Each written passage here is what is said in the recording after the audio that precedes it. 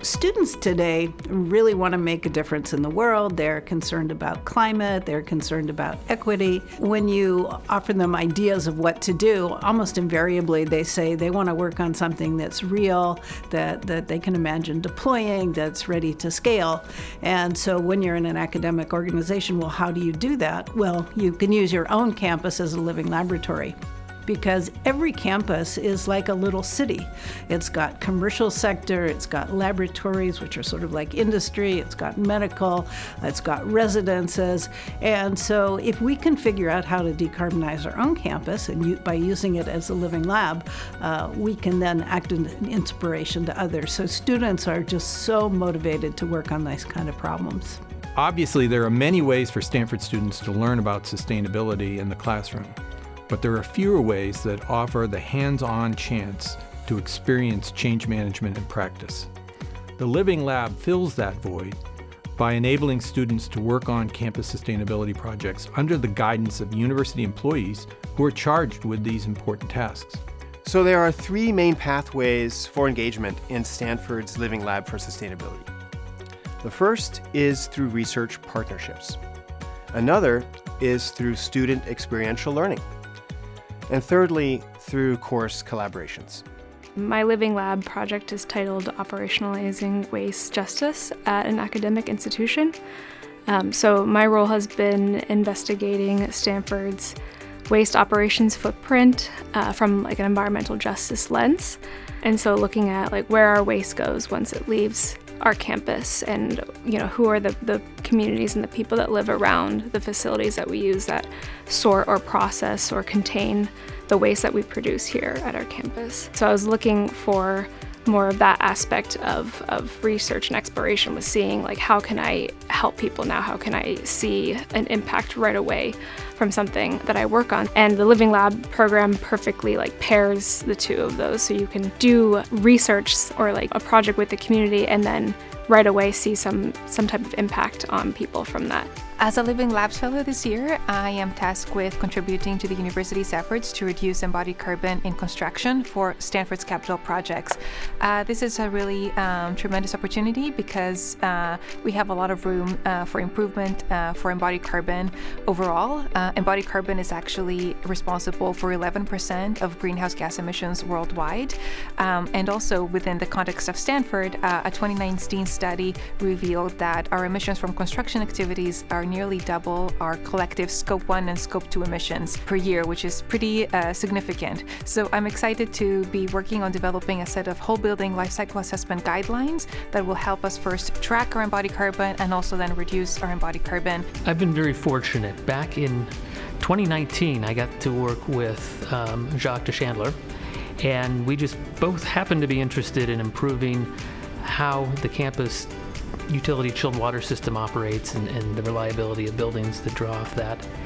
And the more we discussed, the more that we found we had in common between his academic research interests and my operation interests. How do we enhance the operations of the buildings at Stanford, but at the same time serves research goals? In other words, we're looking for solutions that we can bring to problems that are faced by buildings here that will also apply elsewhere in the real world. This manifested in what we call the Cooler program. We gave it that name because it focused on improving chilled water use in buildings. I think the real opportunity with all of this work we've been doing the last couple of years has been doing research, building a prototype, putting the prototype in the real world, testing it, collecting some real data, and then sort of iterating on that. And that's been really fun and fascinating to do. So my Living Lab Fellowship program is to quantify the carbon stored in Stanford open space and both above and below ground carbon stocks, and to support Stanford in using natural-based solutions when thinking about its carbon footprints. So I'm proud to announce that through my investigations, Stanford is one of the very few schools, one of the top 10, to have its own specific land quantification projects. As a university with extensive land holdings, Stanford highlighted the potentials of natural land carbon and considered this as a crucial pathway to achieve carbon utilities. And we are actively incorporate this aspect into our land management through the implementation of university climate action plans. I originally applied for this fellowship because just Working with fire at Stanford really jumped out to me. Fire was a big part of my childhood, and my family has always worked in wildland fire, and so being able to bring that to the place where I'm now learning and developing my own future is really meaningful to me. I hope to improve Stanford's relationship with good fire and really develop that with the communities around us so that we can have a healthy and sustainable land management practices that is inclusive of fire. Conservation has to start somewhere, and I couldn't be more excited than doing it at my school. First of all, we want to start here at home, here at Stanford. How can we make impactful partnership research with leading faculty that help to educate students about sustainability, about research methodology, and about creating change within the food system? The most exciting thing about this whole collaboration has been dining halls as living laboratories. Incredible concept because our academic quarters are 10 weeks long, and there's menus that recycle over that time. You can do experiments in the dining halls. It involves collaborating with the dining operators and the chefs because they have to let you in to use the dining halls. And it's an opportunity to bring in other faculty. So it's a bit of a cultural clash, and it's actually kind of exciting for me to think of, yes, that cultural clash exists, but we could work through it. And if we work through it, we will produce this amazing science. And so that's a challenge I am ready to take on and embracing. As a young Stanford student, I thought that the best first place to explore my place in sustainability was on campus. And so I got involved with R&DE, helping with their zero waste operations and transforming their exterior waste enclosure systems, and really enjoy the work. I engaged with the Scope 3 emissions team, helping build a carbon pricing program for Scope 3 emissions, so all air travel emissions.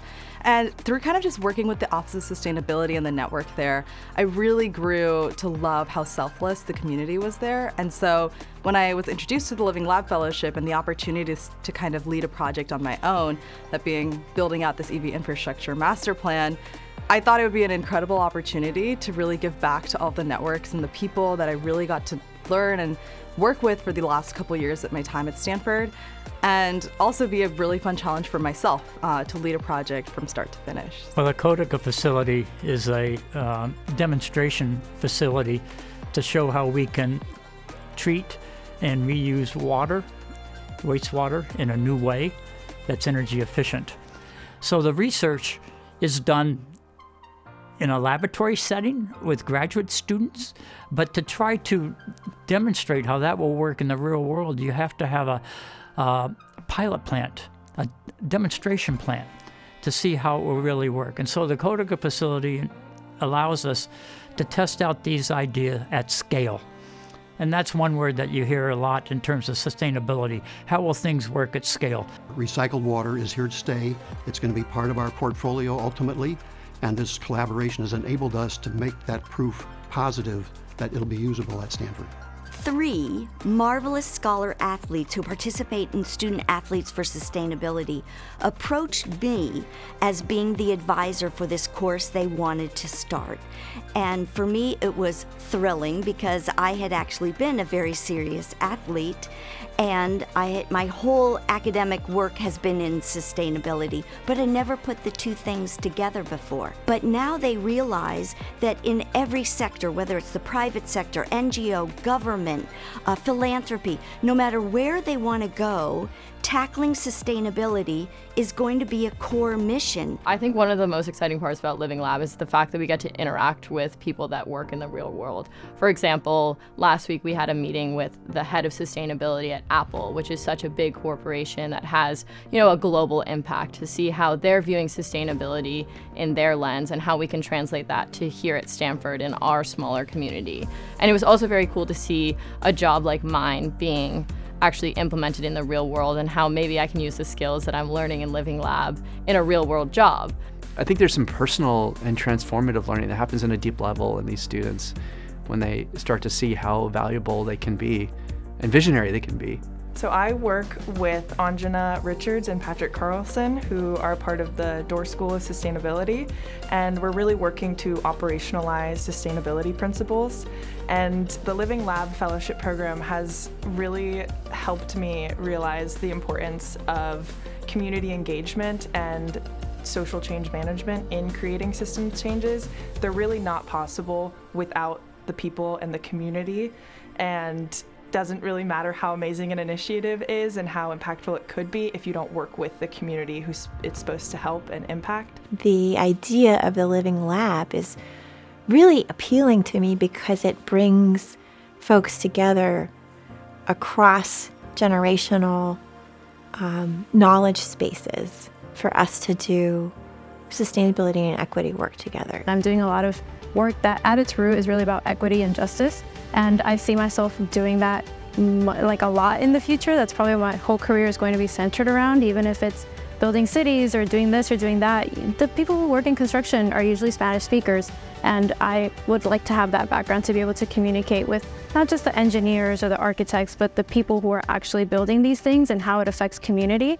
And so having that background of being able to work with people who are like me, are fly or minorities, and being able to express myself in that way professionally is really important, and I think this job will be pivotal in that.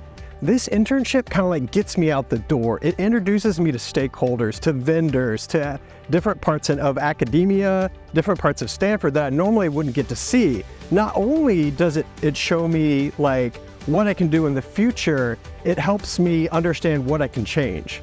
As the resident fellow for the Explore Energy House, I live in the buildings where students live, work, and play, and more than 20 countries are represented in the population of that one house. What we do goes around the world. And that alumni base is now 250,000 people, and 2,500 of them are in the affinity group for energy. There's no doubt that what we're doing here has that kind of projection force. The Living Lab will put Stanford at the forefront of producing leaders who will lead the resilience and decarbonization efforts of all sectors of the economy that need to do this in the near future.